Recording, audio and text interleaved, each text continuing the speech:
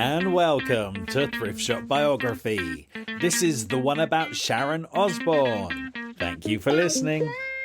Hello. Hi. What have we been reading? We've been reading the autobiography, the first autobiography of Sharon Osbourne. Yes, okay, so what did you think of her before you read this book? I thought she was a mean old bag. I happened to know that you hated her. And I said, oh, really? I have no opinion on her whatsoever. That's where we how both can you not have from. an opinion on such a divisive old crow? Because I never watched The Voice or anything like that. She's not on The Voice. What's she on? X Factor. Yeah. I don't watch it because I don't like the whole judging back and forth. I've seen a couple of episodes of the Osbournes back in the day, and Ozzy Osbourne's bloody hilarious. But yeah, so I don't really have an opinion. I can tell you one thing I knew about her before. I lived in Birmingham, and the people I shared a house with used to work selling merchandise at the arena in Birmingham. And I remember one night they came back and Black Sabbath had been on, or Ozzy Osbourne, I can't remember which, and them saying, oh yeah, there was this woman going round. She was going to every single merchandise booth, counting the T-shirts, counting the takings, writing everything down obsessively.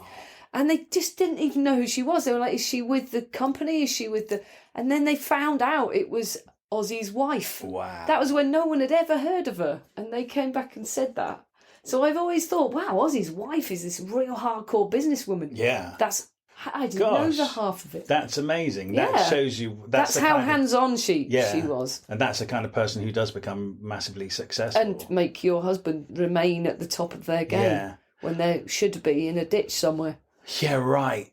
No, but my main gripe with her is being on those shows, talent shows. I just don't think people who are massively successful at the top of the entertainment industry should be being really mean to people at the bottom. Well, I don't like that. That's why I don't watch it. Yeah, but she has perpetuated that for years, and I don't think it's on. And also, you know what? She's been really mean about Danny Minogue. Really? And it's always really bothered me. Yeah.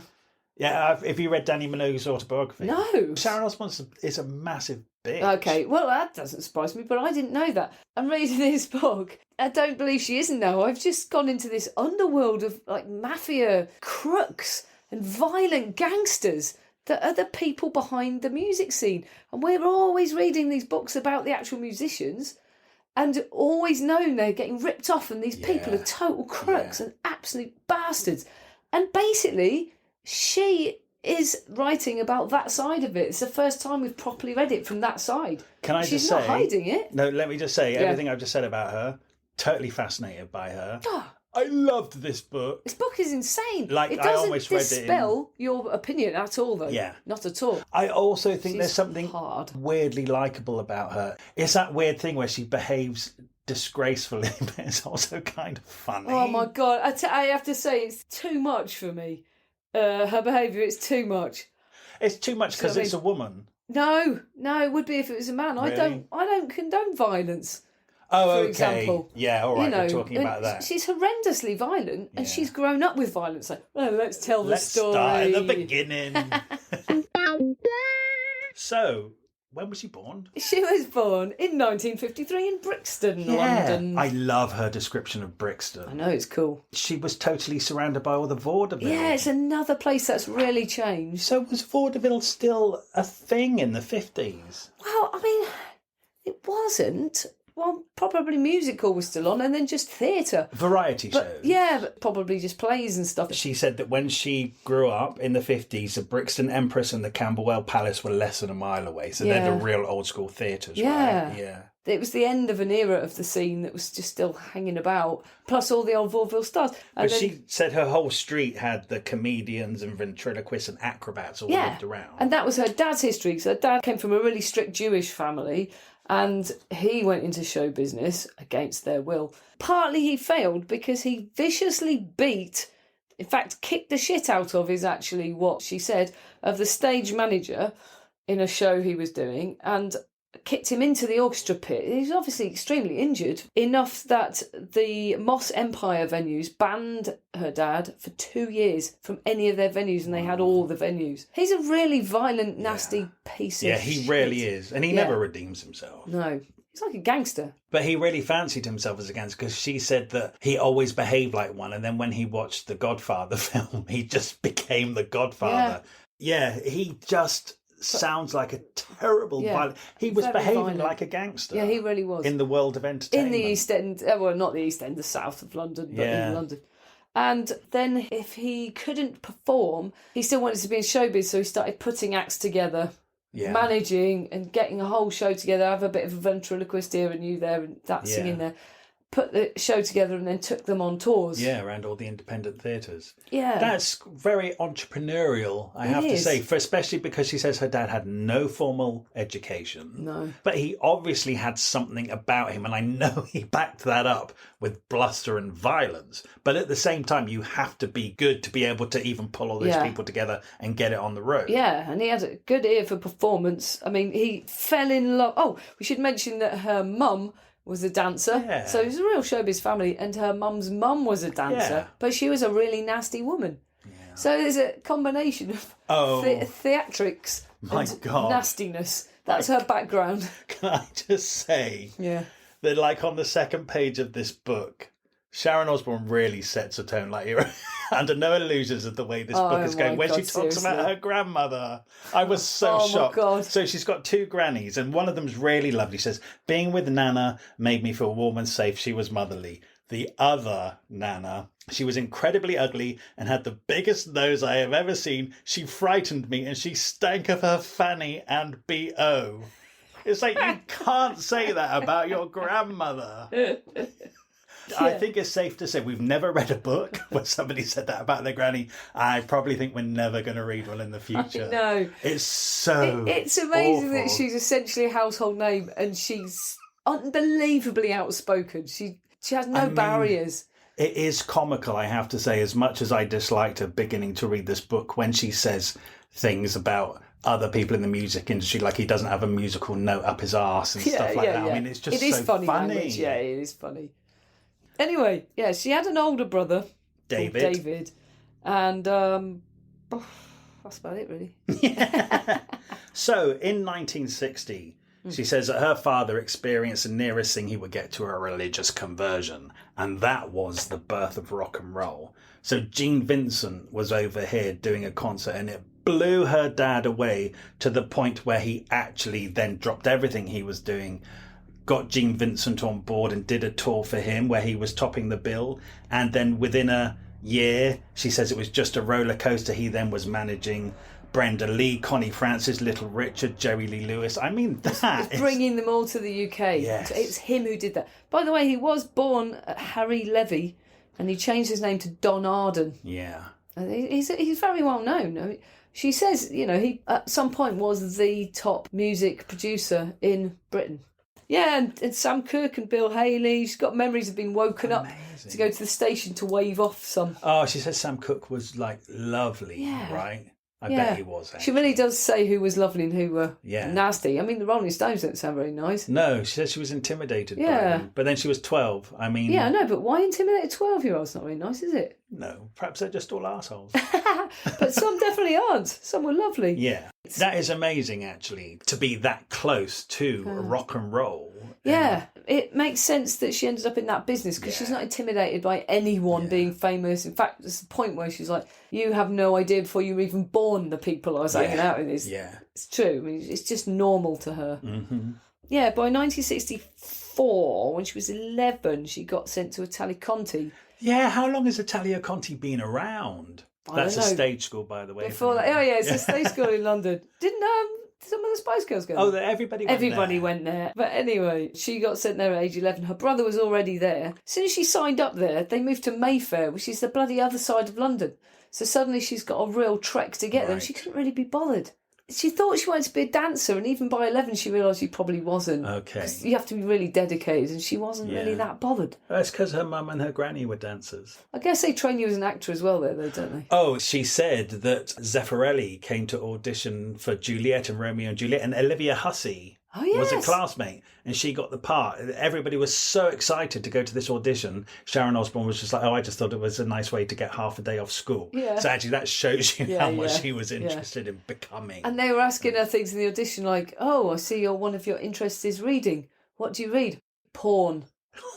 They were like, next. She just didn't even care. Yeah. She just did not care. She still doesn't. No, so the girl way. definitely became the woman she is, right? Oh, yeah, bloody hell. But with a dad like that. That's how you learn to speak. It's how you learn to think. But also her mum, let's not let her mum off the hook. I know her mum had a lot to put up with, but she wasn't terribly nice either, was she? No, I don't think she was. Her mum was already probably a bit of an arsehole. And then they had a massive car crash in the days before seatbelts. And her mum was in the back seat. And it says that her forehead hit the seat in front, which had a little hook to put your bag on or whatever. And the hook wedged into her forehead. And it was like loads of surgery. And she was in hospital for weeks. And she was never the same again. Oh, she my went God, really that's quiet. awful. That's not nice, is it? It's not nice. Right, here's where... this is actually the best bit in this whole book. What? Her dad, because her dad was the one who brought in all those Americans. John Lennon heard about this, and he loved the Americans. So they said he must be the man to manage us, the Beatles, my little bands. So John Lennon approached Don Arden. Please, could you be our manager? He said no, because I'm not interested in you little British bands. I'm only interested in the Americans. Yeah, he said an English rock and roll band. It's going nowhere. It's all about the Americans right now. Wow. And like Blink and Beatlemania kicked off, and actually the Americans then dropped away. Knowing what Don Arden, Sharon's dad, is like, she doesn't say it in this book, but I bet turning down the Beatles stuck in his craw for the rest of his life. Well, it would, wouldn't it? Yeah. Oh my God, that's gotta hurt. I'm glad, because he's a piece Didn't of deserve work. it. Yeah, no, he didn't. He really is a piece of work. And who knows, actually, he was a good manager, but if the Beatles had gone with him, he would have made different choices and they might not have even happened. They might have never got paid for a start. Seriously. Yeah, it's true. Bloody hell. I'm so shocked. This book did, like you said, just completely confirms the music industry is set up to rip off artists. They are actual gangster crooks. Yeah. They rip each other off as well. They're just really horrible people. They really are. Yeah, anyway, then, he got more people. He got Chuck Berry, Bo Diddley, the Everly Brothers. Oh, she said the Everly Brothers were nice, which I liked. It's nice to know. And then he had a hit with the Animals, who weren't called the Animals, but they had the hit with the House of the Rising Sun and renamed themselves. So that started making him some money. But he makes money, then he spends it. Like that move to Mayfair was only for show, so you could say, I'll come to our Mayfair address rather than Brixton. But they couldn't afford it, so the electricity be off and the car's towed. The next week, the Animals have a hit, so the car's back, and it's just constantly living on a knife edge, isn't it? One of his business practices that he used a lot was putting everything in his wife's name. Yeah. She signed for everything. Right from the start, he never put anything in his own name. Basically, Sharon's mum has a whole history of bankrupt companies and her dad doesn't. Yeah. He was no fool. And then obviously, as soon as he could, he started putting it in her name. I bet there's a lot in her brother's name as well. Yeah. Nothing in his. Wow. Gangster. This is a repeated story. So they had a family friend called Peter Grant. A family friend they trust, picks them up from school, has dinner with them, part of the family, also works in the business, and then betrays them. That's a constant, isn't it? Yeah. This particular bloke, Peter Grant, they'd gone on tour with the Animals to America. Don had come home and he'd stayed out there and shot them to a different management in America. And whenever this happens, he's so livid, Don. He's going, oh, fucking kill him. And he's literally waving a gun around. She says that he never once called the lawyers or the police. He just sent the heavies round to do people over. Oh, yeah. She also says it was absolutely normal to hear people around the house going, well, I put a bullet in his head. Oh, no, I put a bullet between his eyes. It was just normal talk to hear people boasting about killing each other. I mean, she says her dad grew up on the streets and he was a fighter and it's all he knew. But she is the way she is because of him. Absolutely. Because she hits and beats people up. There's so much violence she does that she talks about in this book. And she left school at 15 with absolutely zero qualifications. Nothing. It also makes you wonder if her dad left with no qualifications and he's doing all right for himself. There's probably not an importance no motivation. on it. And you can get a job in the family firm. Which she does. Yeah, she does. Her brother's already working there. And she trains up in a career of bullshit and lies. That's a direct quote. She's very good at it. Yeah, she's very good at it. So he's like phoning the bank and going, "Oh no, it's coming. We've got the money. We'll get it to you in 3 days." All of that sort of stuff. Yeah. Oh no, my dad's away at the moment. He's in America on tour. He'll be back at the end of next week. You know, it's all of that. Yeah, she's totally fending off the bailiffs and stuff regularly. Yeah. So she's working for her dad. She's about 16, 19, 70. Yeah. And that's the first time a certain band called Black Sabbath come onto her radar, with a lead singer called Ozzy Osbourne. Ozzy Osbourne. She says the singer, she thought the whole band were weird, said the singer was the strangest of them all. Although it was winter, he was wearing open sandals. For a shirt, he had a pyjama top. And on a string round his neck was a tap. So they came to her dad because they were fed up with their manager and they wanted management. Yeah, they went to see him at the Marquee and she said it absolutely blew her mind. She describes the band. She really loves the music. Mm-hmm. So that's a good start, isn't it? And she kind of says they were the first band who were really doing that version of heavy metal rock. I knew that because if you spend any time in Birmingham, you will learn that. Oh, okay. They invented it, and it was the sound of the factories, of the industry. That's why it's called metal. They actually invented heavy metal, and it was like, he was really into horror films, Ozzy, and they were really industrial working class, that part of Birmingham, and so they sort of mixed the two things, the horror and the metal and the factories, and they wanted to capture the sound that was sort of incorporated all that. And they totally invented that music. Wow. It comes from them. Pretty cool. So the thing that happens here, they ask Don Arden to be their manager. 16-year-old Sharon is sat in the office. We haven't mentioned them yet, but Don obviously has other staff, one of which is called Patrick Meehan. Another real friend of the family that's become part of their lives. Then, before they knew it, before they'd even had time to agree to manage them, Meehan had jumped ship. Oh, yeah, because the dad said, look, take him to the pub, give him a bit of a talk, because we really, really want to sign them. So you take him to the pub and get them all on our side. So he takes them to the pub and signs them himself and leaves and becomes their manager. Yeah. That's the sort of betrayal that happens. It's cutthroat. Yeah, and then him and his son end up managing things for the next 8 years. Yeah. And absolutely steal everything they earn for the next 8 years.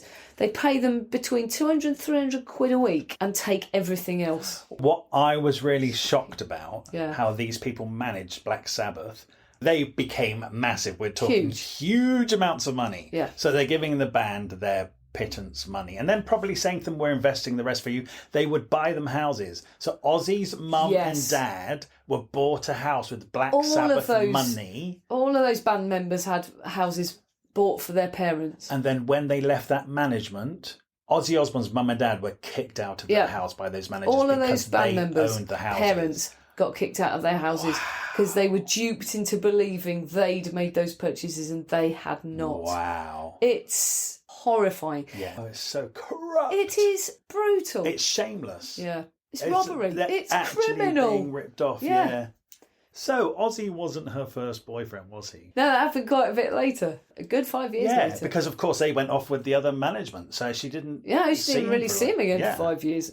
So yeah, she had her first boyfriend was because she was quite a big girl, and she, especially if you've been brought up in that dance environment and all the showbiz people, she was really self-conscious about it, and she felt really unattractive.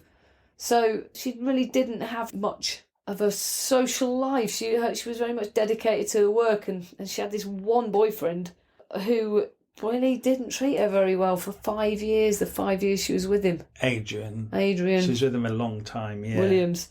I think very early on when she was quite young, probably about 16, 17, she got pregnant and they definitely forced her to have an abortion, and she describes that in detail. Yeah. It's absolutely terrible. She said that her mum, she went back to her house where she still lived with her mum after having an abortion. Her mum knew all about it, and she said her mum never once came into the room to see if she was all right. No one even came into the room. No one even brought her a cup of tea or a sandwich. She was in the room for 3 days or something. No one even came in or brought her food or anything.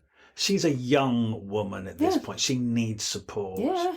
That's really awful, actually. Well, where's the boyfriend even? Well, he's shagging someone else. Well, isn't he was, yeah, he was just cheating on her, and they were sort of together 5 years. So anyway, yeah, and then at some point, right, when they're still supposed to be together, Freddie Mercury's in their lives. Yeah. That's really nice. So he's around at their house at parties. She's got a lot of gay friends, actually. That comes up a lot. She's around their house because her dad is on the verge of signing Queen. I think like 2 days later, she introduces Freddie Mercury to John Reid, who's currently managing Elton John. Yeah, we know all about him because we know read all Elton about John's him. book. And Freddie phones her up and goes, "Oh, I'm really sorry, but this lovely man you introduced me to, he's going to manage Queen now." Damn it. Yeah. But look, anyway, her dad finally gets massive success with ELO, the Electric Light Orchestra. What a fantastic band.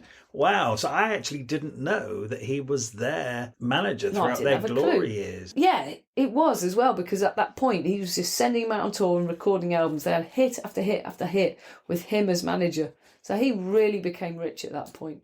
And then, but then later on, right, what he'd been doing is he had this scam, this is Don, where he'd go to United Artists and sell them fake tapes of fake bands that didn't exist, sign the contract and get loads of money for that band. Wow. The band didn't even exist. And he did that over and over and over again. I don't know why he kept doing it. This is to this bloke called Artie Mogul, who was the head of United Artists. And then, way later, this bloke Artie Mogul was going to take over at United Artists, and Don was part of that deal. And he was really excited about it. And then the next morning, it had all gone through without him. So then he was livid, and then he had to take him to court to extract ELO from that deal, because he wanted to. So he had to pay quite a lot of money to extract ELO. And in revenge for that, they went to bootleggers and released all of the ELO's back catalogue and saturated the market so Don couldn't get any money from them. But because that's two separate things in the book, I went back and went, hang on a minute. The man who did that to him was the man who he'd been flogging off these fake bands to over and over again. Wow. So actually, it was a fair fight. Yeah. It's just so disheartening to know everyone's corrupt. They're just corrupting on each other. So they rip off the bands, they rip off each other. And who's getting the shit for that? ELO are getting no money from any of that. Wow. But, which is why they have to tour so much. Yeah, they still tour so much. Because he basically had to keep them working to make any money out of them. Wow.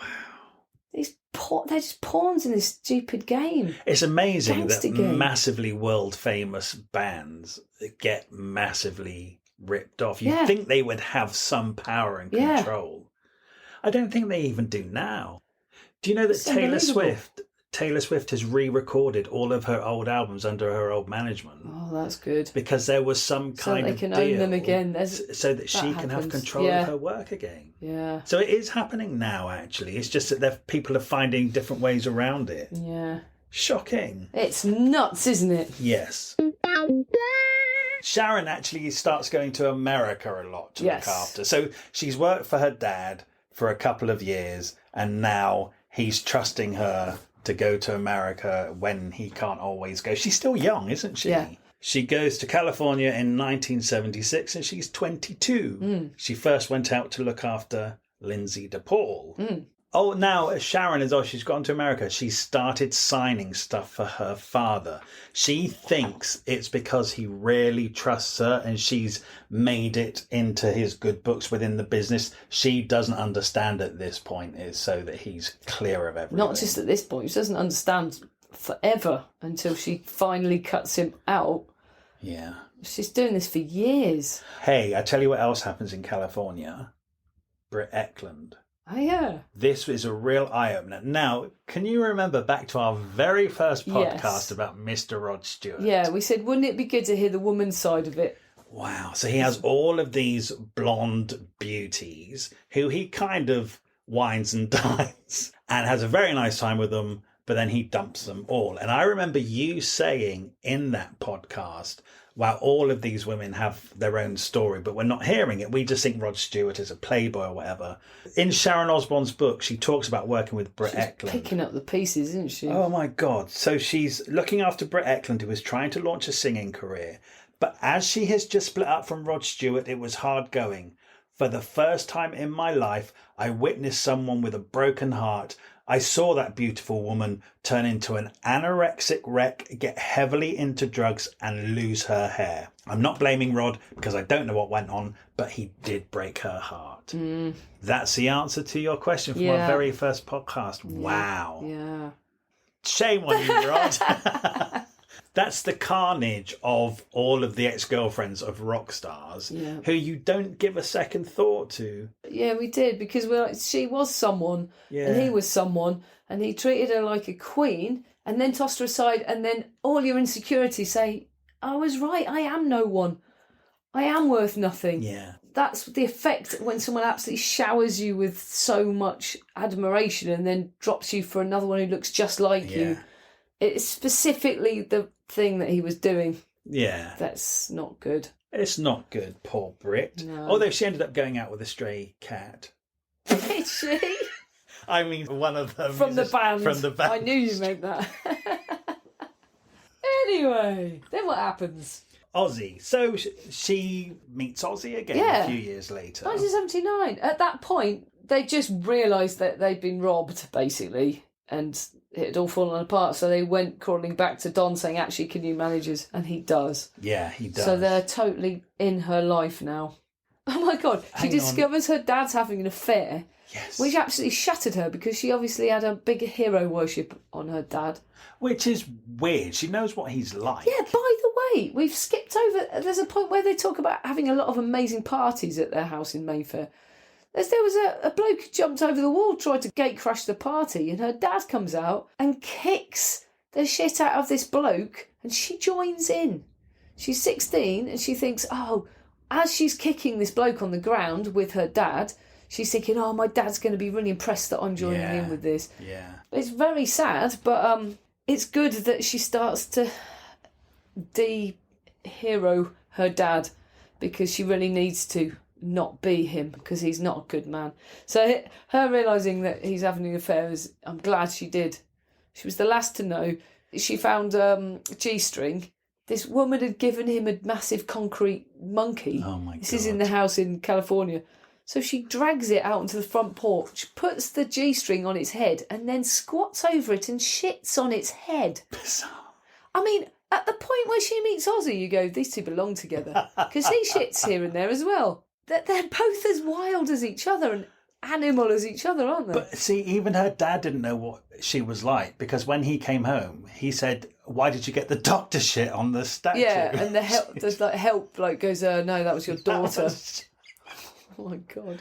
Also, she seems to be able to shit at will. Yeah. So it's quite a skill. Yeah. They all do. Ozzy's just like passing a shoe in a corridor in the hotel. Oh, that's disgraceful. Just shits in the shoe. But how can you just shit at will? What are they like? Because they're full of it. Blimey. So she does get the job of taking ELO out on their American tour. And she's only early 20s, but her behaviour... And like ELO, actually, Jeff Lynne doesn't like her, doesn't want her there. Yeah. She thinks, oh, it's because I'm a young woman. But actually, then when she tells you what she used to do, it's like, no, you're a drunk mess. Yeah, oh yeah. She's wrecking hotel rooms. She goes Andy Gibb. She visits Andy Gibb one night and throws up over his record collection. Do you know what? There's nothing she did that isn't in every other rock biography. But she's the only woman we've read so far that's behaving like this. Yeah. There's just no women in this world that do this. But everyone behaves the same as this. But she's no. She's not. Manager. She's management. She's management. She should be behaving impeccably. All of them. Yeah, I know what you're saying. If I admire her for anything, it's being a woman and being as strong as the man in this industry. I love that. I don't admire the men, so I don't. You know what I mean? If I'm you can. I think it's different. And when I hear about her kicking a man in the balls, if that was another man, I think, oh, come on. Because that's a woman in a male-dominated industry. Kind of think good for her, actually. And there's one point when someone's trying to rip her off and she headbutts him and then knees him in the balls, and he calls the police, and the police get there, and she's quite short. Yes. Yeah, she looks like a housewife before she lost all that weight as well. This woman's abused me, and the police laughed. Yeah, of course. But she really bloody did. Yeah. Oh, yeah, I don't doubt it. Yeah, we don't doubt it, but... Yeah. So, 1979, and they get Black Sabbath come back because the Mehans have ripped them off so badly to the point where the whole thing isn't really sorted out for 20 years. Yeah. They are in massive debt, and they go back to Don Arden and say, can you manage us? And he does. And at that point, Ozzy's got a wife, 3 kids. He's an alcoholic and a drug addict. And it's a great time to start an affair with that man, isn't it? Oh, my God. Shall I tell you what made me really sad about this book? Yeah. Is that Black Sabbath used to bully Ozzy. I know. Oh, it made me feel awful. That Sharon says he's so sweet and lovely, but the band, he was the butt of the joke, and anything that went wrong at any time, it was always Ozzy's fault. And it always was. And he said they were at school together. Yeah. And they bullied him then. They were the school bullies. Yeah, the main bully ended up in the band with Ozzy and can just continue to fucking bully him. Yeah. Horrible. Yeah, I'm so crap. glad he got away. Yeah, I am. So Black Sabbath live in a house very close to Don and Sharon. Yeah. And she said every morning, 7 o'clock in the morning, they'd be up all night partying. Ozzy would come up for his breakfast. Sharon doesn't have many female friends, but they have this employee called Rachel, and she's about 50 and she's very motherly. And of course, Sharon's not really had that mother figure. Sharon adores her and she ends up going on tour with her. But at this point, she's running the household and she's cooking breakfast. And Ozzy comes up every single morning. He loves her too. Because he loves her too. There's a sense of family up there. And I think because really he's so bullied by the band, I think he just loves her. He's gravitating towards Sharon and Rachel. I kind of get how the Sharon and Ozzy thing is already beginning to happen, in spite of the fact that he is married and does have 3 kids. I know. But yeah, Sharon eventually gets him away from the band. She installs basically another singer with Black Sabbath and then puts a band together for Ozzy. Well, Black Sabbath come to Don and say, we want Ozzy out. Yeah. I mean, that's quite a bold request, really, when your lead singer is Ozzy Osbourne and he is the face of the band. Who do they think they are? They think they can seriously carry on without him? I guess because Sharon's got to know him, she knows it's for the best. But actually, she gets in that singer and she thinks it won't last. They'll realise how much they need Ozzy, but they don't. They do all right. So. Yeah. But when she puts this band together for Ozzy, one of them's this bloke called Randy. Randy Rhoads. Yeah, who's a guitar player who just becomes as a total soulmate to Ozzy, a lovely, gentle person who says things like, oh, right, well, if you don't want it in this key, let's put it in this key because that'll be better for your voice. Yes, that's And the other bloke thing, used to push him to sing out of his range and just bullying him musically. Yeah. And they were just lovely musically together, these people. Oh, so much better. So it's really nice to know. So and he was young as well, Randy. He was like a kid, really, I think Ozzy's around 30 at this point. Randy must have been about 20. But they really connected. He's so musically gifted, but you're right. He worked with Ozzy. And they wrote songs together really well and stuff. It's really nice. Okay, so at this point, they go to America to meet CBS publicity department. It's a big meeting for them to see if they could promote them. He's taken 2 doves. This is legendary. He's taken 2 doves to release as a sort of sign of peace. But they're talking so patronisingly. He just sits on this woman's lap, gets this dove out of his pocket, bites his head off. The body's flopping around on the table and he says, fuck you. Christ, and everyone's screaming and there's blood everywhere. So they were like, oh, we're not touching this band. We are not touching this band. But they happen to have already released Crazy Train and it goes straight to number 1 because the story got out. So they're like, actually, we'll manage them. Yeah, it's extra. I didn't know that. I know about the bat thing, which has become legendary, but I didn't know about these doves. I did, but I'd never put it all into order or into a context. Sharon says that Ozzy worked in a slaughterhouse when he was 15 and killed Birmingham. about 50 cows and sheep every 500, single I day. thought, a day. Yeah. So to him, death of animals is nothing, and I can respect that. You can respect it? I can, actually, because at least it's honest. Okay. People eat meat, but the people who kill it are more... I think life and death, one thing, I think people who work in abattoirs and slaughterhouses need to have counselling, actually. But anyway, quite true. Yeah, okay, let's not get into that. Ozzy about counselling. So Sharon and Ozzy, around the time of the Reading Festival, which was his first outing with his new band, so she puts this band around him, but they do a few warm-up gigs. They're supposed to headline Reading, and it doesn't happen. Reading, actually, she finds them Slade at the last minute in 1980. Yes. And that's why Slade had that massive revival at the beginning of the 80s. Nailed it. Of course they nailed it. They're brilliant. But it's around More this Birmingham time. legends, so I must throw that in. It's around this time that Sharon and Ozzy might end up in bed together for the first time. Yes. She thinks it's a one-night stand because he's married with 3 kids. She thinks it's a terrible idea for ages, because it is. It kind of is. Of course. But also they're working together. Yeah, I know that She's as well. She's his manager. Yeah, she really shouldn't have done that. So look, they had this tour and this promotional schedule. And then, of course, that comes to an end. It's for his first solo album called The Blizzard of Oz. It was a hit. Great name, isn't it? Yeah, it's brilliant. It's brilliant. And it's his first solo album. It's a massive hit. Ozzy's big news as a solo artist. Yeah. Then, as these things do, you know, the promotional tour ends. He's going home to his family. Yeah. Sharon goes home and she just feels really End devastated. of the romance. But he'd gone home saying he was going to tell his wife he was going to leave her. He tells his wife and she has a different idea. Yeah. So the next thing you know is he's told Don, Sharon has to be off the tour. So his wife's not having it. I can't see her anymore. And David, the brother, has to come and be my manager. Yeah. But of course she's absolutely on top of all of that job and knows how it ticks, so it doesn't work without her anymore. Yeah. And then she said after that formal agreement with Don and her brother, Ozzy phones her back up. He says the relationship is over, but I want you to come back as the manager. And she said yes, although she does say both of us know it wasn't over. He was talking shit. Absolutely. It was what his wife was saying, obviously. I honestly think he was trying to do the right thing by his wife. And it's a messy situation. Well, yeah. I'm not excusing any adulterers. By the way, I looked her up and pictures of them together. My God, she's so lovely. She looks so lovely and just so nice. But then Sharon describes her when she comes to a gig as she's got this stony face and she looks miserable. Well, of course she does, because she realises Ozzy's shagging about. Yeah. Of course she's miserable. She can see she's losing him because he's taking off and he's been away in California and their relationship's really hard, and it's not very fair of her to say anything negative about his wife, I don't think. But Sharon Osbourne's not a nice person. Why would she say something she isn't Ozzy's really. ex-wife? She wouldn't. Yeah. She wouldn't be lovely and understanding. She's brought up to be hard as nails. Mm-hmm.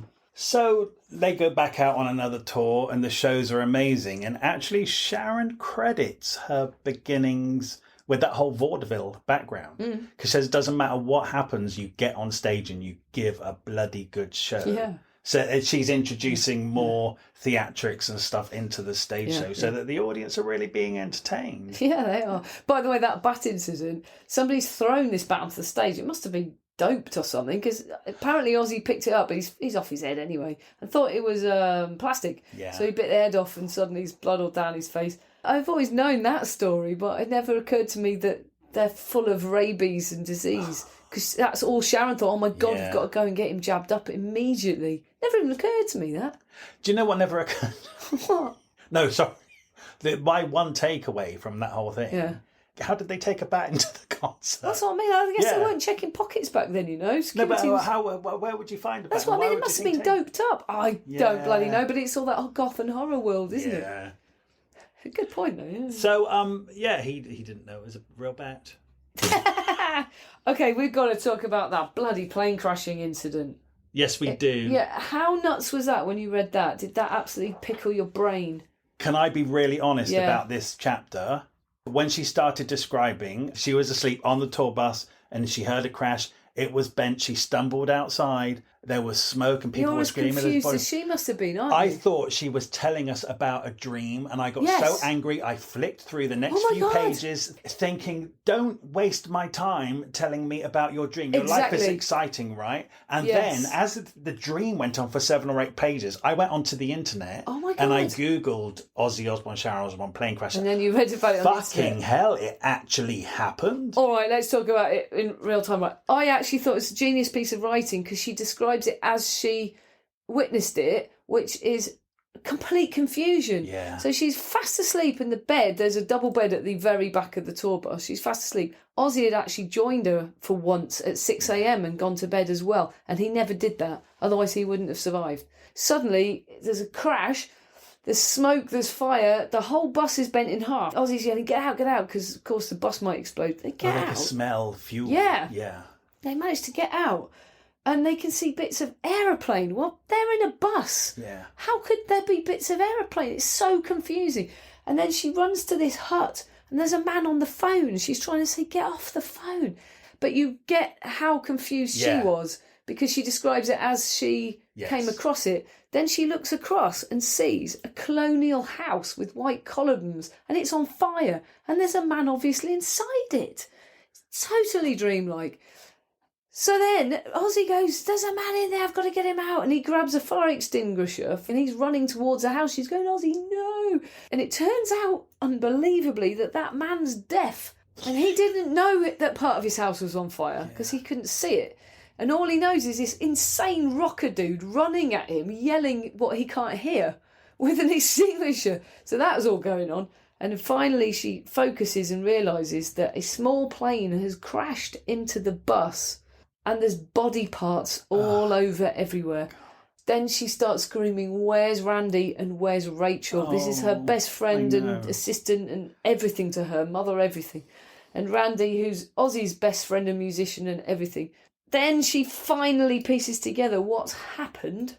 You can say that bit, I'm exhausted. Oh my God. Their bus had stopped because there was a problem with the air conditioning unit. So they stopped at this workshop, which also happened to be an airfield for light aircraft. And the driver of the bus, who was a bit of an idiot by all accounts anyway, because they're all stood around waiting.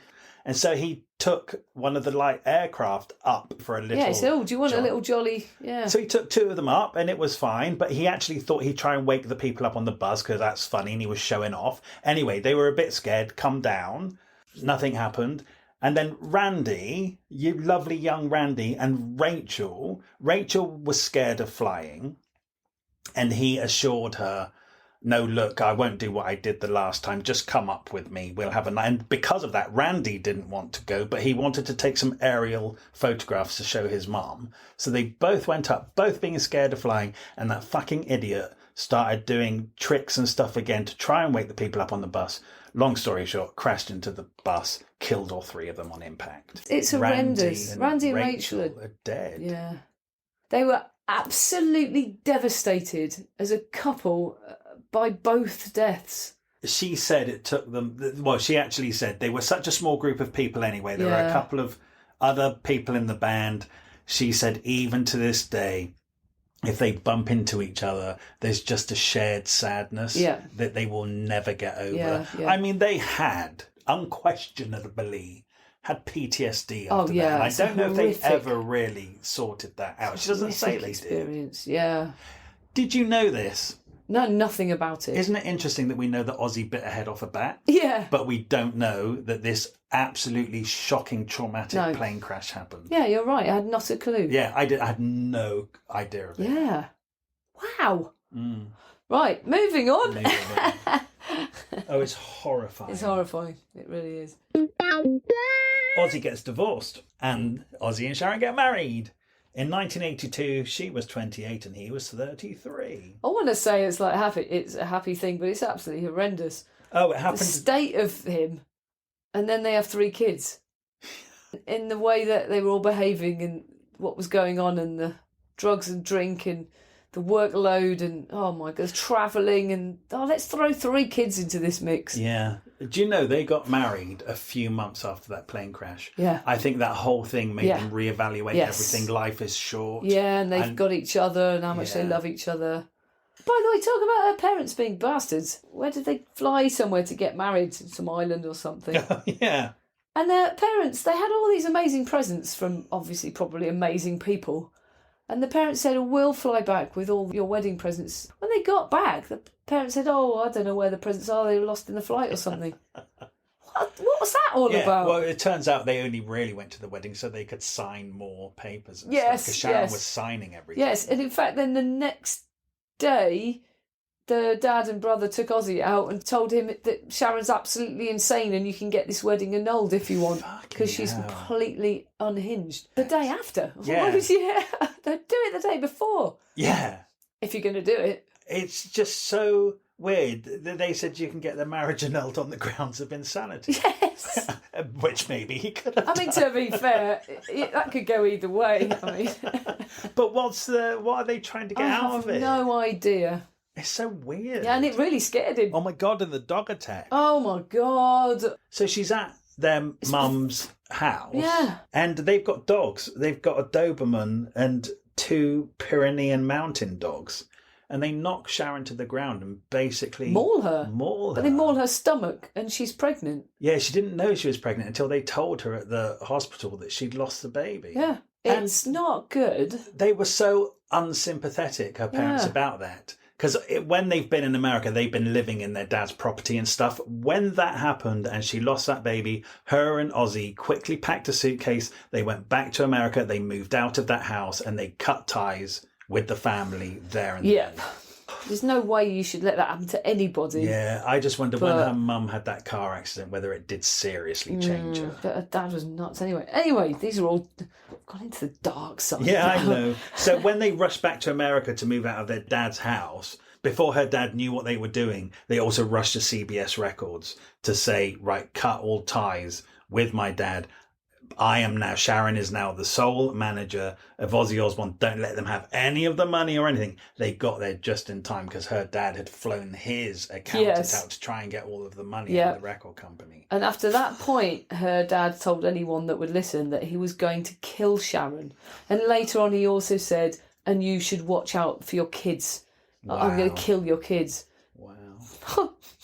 That's just his normal talk, but... Bloody hell. And because all of their dealings have been through their dad's business, they've been living in his houses and stuff. When they cut those ties, they had nothing. Yeah.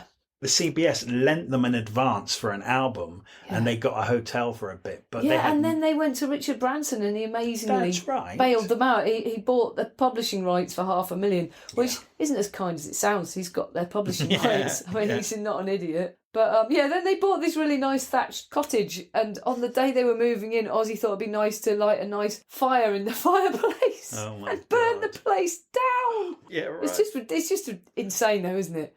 Oh yeah, this is a great man to have kids with. This is just what? I mean, he obviously had something. Oh no, I know what he's got. I'm really fond of the fellow. No, but even so, do you know what? She talks about them going to France and Germany to meet the record companies, and he's so obnoxious. Oh my God, the German one is the worst. I mean, that's shocking, right? He properly takes all his clothes off, does like Nazi marches up and down the table and actually declares that all Germans are Nazis. This is at a German record company meeting in a restaurant. Then he takes the head of the company's wine glass and puts his balls in it. Then he puts it back down and sits on the bloke's lap and snogs him. And that's the end of that meeting. Sharon says goodbye Germany, goodbye France. On the plane back to the States, I was ripping up the contracts into fucking confetti. We were supposed to be going to Italy, but I didn't have the stomach for it. Oh my God. I mean, he's ruining his own career. Yeah, but he doesn't even know what he's doing. He doesn't even remember any of it. Oh my God. Oh my God. I mean, it's not long after this. He actually is so messed up on drugs. And he actually comes downstairs and is very serious and says, "We've decided you have to die." Yeah. And she says, "Oh my God, we?" And then he proceeds to actually properly try to murder her. He really almost strangles her to death. Well, she grabs something off the table and hits. Oh, there's a security the alarm. button. Yeah, and she manages to reach it. She manages to press a panic button, which sets a deafening alarm off. And she passes out. And the next time she comes around, Ozzy's not there. The security people have come in, the police, because it's wired straight to the police station.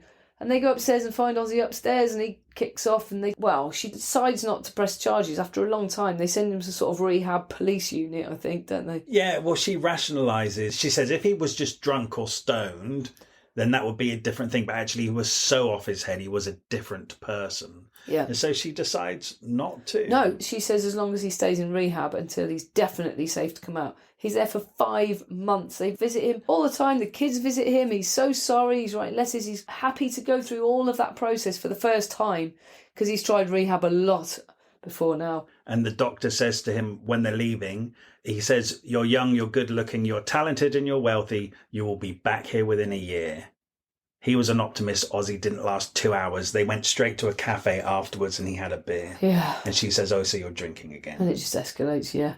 She's also committed extreme violence on him. She gashed his head open at one point. She talks about it. She smashed a bowl over his head and it completely cut his head open. Oh, yeah. And he refused to go to hospital. He came and sat outside so everyone could see the blood pouring down him. I mean, they are very violent to each other. Yeah, but she says she threw a bottle of whiskey at his head, at the back of his head, and he charged back, threw her against the wall, and it snapped both of her front teeth off. I mean, they just beat each other up all the time. They shouldn't be together. No, they shouldn't. They end up having 3 children together. God, there's lots of time where she says she's constantly afraid of him coming in. Oh, yeah, when Kelly was born, he was so happy. He celebrated by shagging the nanny, going home and shagging the nanny. He's like, how can you literally put up with this shit? It's unbelievable. But it's both of them. They're both insane, but, anyway, they do. They do. That's what they do. I mean, look, they're still together now. They're still together and they absolutely bloody love each other. Yeah, they do, don't they? They really do. I mean, it clearly works for them. Who are we Somehow to judge? it sort of does, yes. There was a point, actually, when Sharon wanted to leave Ozzy, but because she'd separated from her dad and she'd signed everything, all of her dad's debts were on her. She was very careful when she married Ozzy to sign a prenuptial. Yes. Not so she couldn't have his money. It's just that he wouldn't get any of her debts. Yes, that's very good. But because of that, she didn't have a bank account. She didn't have a credit card. So she actually could not leave Ozzy. She had 3 kids and she had no money of her own. So actually, to be honest, it was only when they started filming their insane lives at home that their fortune kind of turned much better. So that all came about because this little British independent TV company said, can we follow you like a day in the life of Ozzy Osbourne or whatever? And that hit at the Montreux TV Festival. Yeah. It won a Golden Rose, which is amazing. Yeah.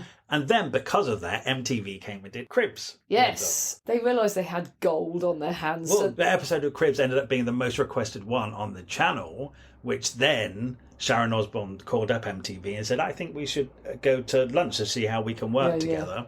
And they then just hatched out this idea of doing a longer version of The Day with Ozzy Basically Osbourne. a reality TV show, which was one of the first of its kind, or the first? I would think so, yeah. So they did 3 episodes, and before they'd even edited them, they said to Sharon, oh, we've got TV gold here. Let's do 6 episodes. Yeah. Anyway, that then went to 6 months. And then we noticed it was a massive TV show. Like The Simpsons on acid, isn't it? Yeah, it kind of was, actually. And they were very entertaining. I totally get how it became a massive hit. They were just so naughty. Yeah. Also, what's really interesting, she says, when the first episode aired, they went to the beach. And they said people constantly came up to them to talk to them. Oh, yeah. And that had never happened before. Again, it's like the Cher effect. Yeah. You can already be a massive worldwide pop star, but when you have a TV show in people's front rooms, your fame goes off the charts. Yes. And she said that there was a real difference, like before and after the first episode of The Osbournes. And then that happened very quickly. She said they were on the front of magazines. They got invited to the White House. I mean, that's crazy. And then they got invited to the Queen's Jubilee celebrations. Like, there's Paul McCartney, Phil Collins on drums. Yeah, the best of British. They're finally invited into the inner circle, and they've always been on the outside looking in. Yeah, they become part of rock aristocracy, don't they? I mean, arguably, Ozzy is part of that anyway. He is, but he never got invited into it. Yeah. So it took a reality show to actually get them noticed, really. Yeah. Or respected. Mm-hmm. And the rest is history, as they beginning say. of the end, really, isn't it? But and then Sharon goes, I mean, she gets her own talk show, and one of her guests one day is Simon Cowell, and then he says, why don't you come and be a judge on the X Factor? So like every step of the way, her fame is just growing exponentially now, to the point where she's a household name in England and in America. Yeah, that's true. Yeah, and Ozzy had a massive quad bike accident, which I do remember that happening. Yeah, I remember. Oh, that was bad. He very nearly died, and actually that really brought an outpouring of love for him. Yeah. Which made them realise how loved he was by the British people. Mm-hmm. And he just made a duet with Kelly, took it to number 1, because I think everyone just wanted to show that they loved him, which is nice. Do you know the most surprising thing to me towards the end of this book was how Sharon looked after her dad in his later years. I know, very surprising. Yeah, because he lost everything and then he started getting really ill and she paid all of his medical bills. Yeah. She even visited him. Yeah. And this is one thing that does come up quite a lot in these books that we read, and it's something I don't quite understand. Cut the ties with their evil parents. Yeah. It's so many of them still look after their horrible parents. Yeah. But I'm more surprised at this one than ever because her dad shafted her on more than one occasion, tried to ruin her on numerous occasions. To kill her and her kids. But that was just him. I don't know. It's very surprising. She even says, I need to explain this. She knows it's nuts. Yeah. But it's nice. It is nice. And there is that kind of weird mafia Bond thing. You know, I love you, but I will also stab you in the back, but I will look after you at the same time. It's really odd. And he did have dementia and he didn't know what he was talking about and he just wasn't a threat and he wasn't the man he was. I can't excuse it. I think they're actually a bunch of villains. They are. They're lovable villains. It's like Sopranos or any of those things. You get to know them, so you care about them, but it doesn't stop them being a bunch of crooks. Yeah, it's like you've said before, like reading these books. I think it was a Janice Dickinson one where you kind of said, you're not going to view people who appear batshit crazy. You will now understand they're like that for a reason. Yeah, they don't know any different and you have an understanding of them. And I feel I have an understanding of Sharon Osbourne now. Yes. To the point where I don't hate her. Do you know what? I've really tried to rationalise it by saying, okay, it's because of her dad and that's how she was brought up. But do you know what? Lots of people have dads like that and are brought up like that and they actually go the other way and they make sure they're kind to everyone. Yeah. She's just become a carbon copy of her dad, really. Yeah, in a way. I can't summarise and judge it. It's too complicated. I'll tell you what, I'm going to be referring to this book in my mind every time I think about the music industry. It's the first time I've really had in-depth knowledge from within how bad they are, how much. Do you think it all is? Yeah, I can't see why it isn't. We've had inklings of it from the actual artists themselves. To get it from the inside out. Manager. Bloody hell. I love that she managed to Smashing Pumpkins. I did not know Oh, yeah, that. that's true. And I love that she says at the beginning Billy Corgan was just so charismatic. Yeah, and then he turned into a twat. She says Billy Corgan was a dream. He was a complete doll. Then slowly, like an illusionist's trick, he turned into a fucking alien in front of my very eyes. He wasn't even ordinarily horrible. He was one of the meanest, most twisted people I've ever had the misfortune of working with. Yeah, it's bad. And then she released a statement. Due to medical reasons, I have to resign as Billy Corgan's manager because he makes me sick. She's funny.